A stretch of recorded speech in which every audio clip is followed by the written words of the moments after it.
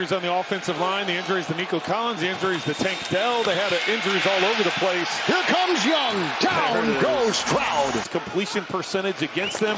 That snap. It is, and Stafford gets it. We'll approach a new season, and he found that going into this year. The blitz is on. Stroud is hit. Take the lead. 4th and goal. The pitch out. Williams getting a block. Cutting in. Got it. Wally the back at 2nd down and 6, and going down the sideline. Caught. Long, and you got 3 deep. On the move. He's hit the marker, and he's out of bounds. Stop. Plays with Devontae Adams. 2nd down, 8, going deep. Oh, he's got him. 2nd and 23. Here comes Young. There goes Stroud, and what a interception. Shoulda, woulda, coulda all day. We didn't deserve to win that game because we didn't do the right things. So when you come out in NFL lollygagging and not going through the motions, that kind of what happens. So. I think we'll be all right. What it is now. It's only one thing left. I can hear I can hear the enthusiasm in your voice, bro. That was a rough one, dog. That was a rough one. Yeah, man. We ended the game, and we still sitting here waiting on our first touchdown of the season because we didn't get that this week. Yeah. No, man. Coleridge supposed to punch it in, bro. We've had these problems last year. Yeah. Getting into the red zone and not punching it in. But let's talk about it. Let's get into Same thing. So I got a couple takeaways. Number one, when it comes to the O-line, that was the one thing everybody was concerned about. When it comes to the O-line, it's still kind of hit or miss. I saw them shuffling dudes around. I saw guys on the edge getting beat like quick. Defensive line is comfortable with. Nice block by Chubb. But here they come up the middle. They got him with Davis. Another sack. The Rams are decent, but we're going to face way tougher pass rushes than that. And they had a problem protecting CJ for most of the game. Now, on the flip side. That boy Coleridge was running for his life, bro. Like he was. Well, on the flip side. You could tell. On the flip side, the running was better. The running was decent. It wasn't great. I feel like I agree with you there. In the second quarter and the fourth quarter, for sure, we were able to win some 1st and 2nd down, so we ended up in 3rd and short.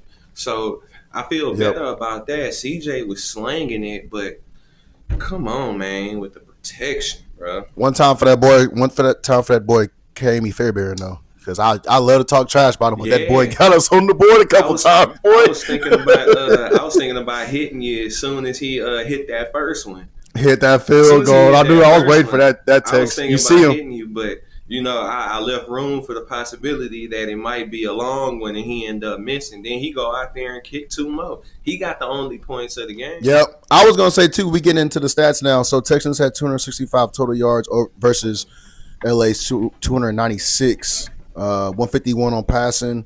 They had 224 rushing yards. We beat them at 114 versus their 72. Yeah.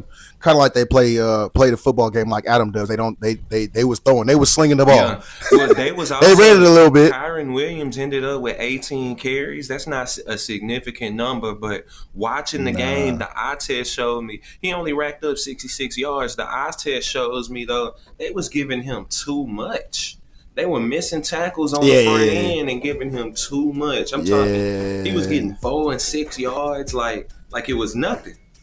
I wasn't even familiar with this guy until now. So I didn't like seeing that.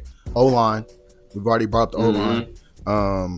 I will say defense looks solid. That was one of my notes. They look good. Did. They look good. There was a couple of moments where I was like, but for the most part, I think they look pretty solid. Hold on, let me expand. Got bailed out a few times on penalties too. They did. Let me expand on that though, because anytime you hold the team to 14 points, and I'm not gonna lie, to me, Matt Stafford was looking sharp for somebody that didn't play no preseason games and might have been injured coming into the game.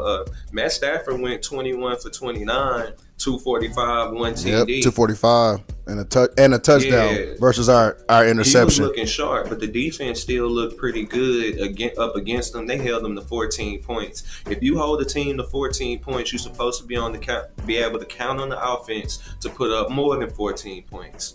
And unfortunately, 1,000%. We just wasn't able to do so today. But I don't think we can put that on the defense.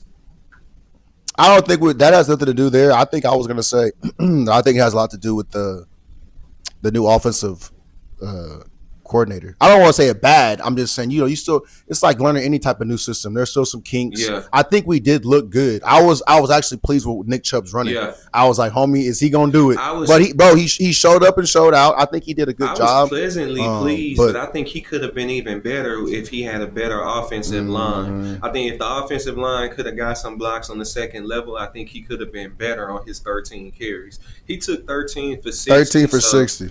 Yeah, that's good. Can we talk about CJ? I want to talk about CJ real quick. The ball pretty well, but gotta put it in the end zone or try to create an explosive somehow. But yeah, we'll be seeing that all year. So we gotta get. Can we talk about CJ? CJ. Yeah, man. What did he do? 19 for 27, 188. Yeah, 119. You did that? Was that interception his fault? That interception. I mean, yes, it was his fault, but it's still. I wasn't sure that it should have been counted as an interception. That ball looked like it moved when it hit the ground to me. But I ain't in charge of those things. Look, CJ.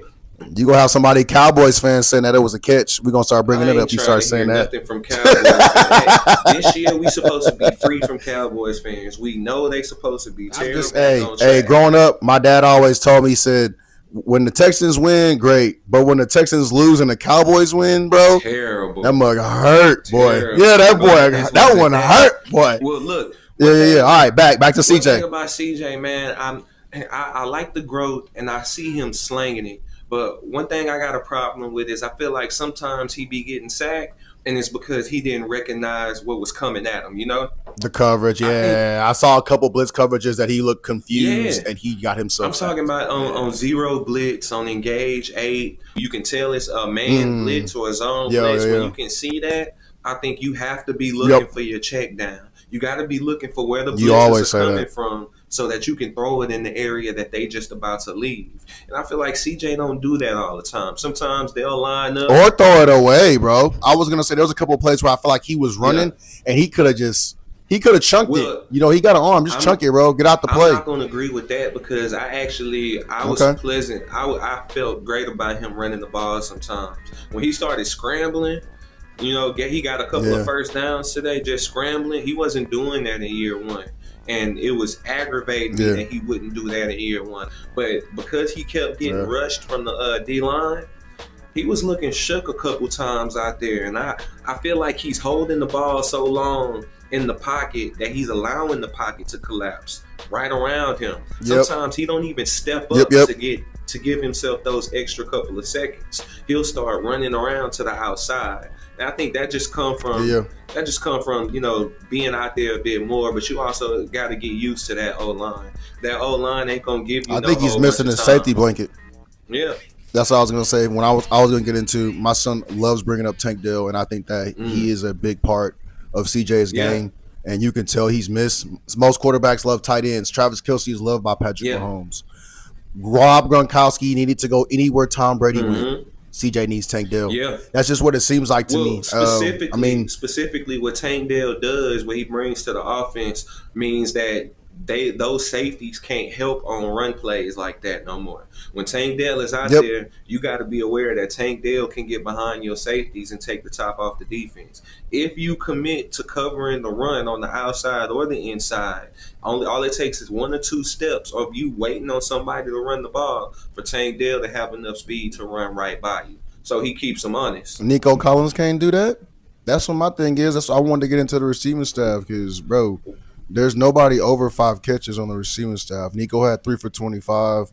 Schultz had 3 for 28. And Higgins, which I think is going to emerge as a star this year, went 2 for 32. But I think that had more to do with what you was talking about earlier. I think that has more to do with the new offensive coordinator.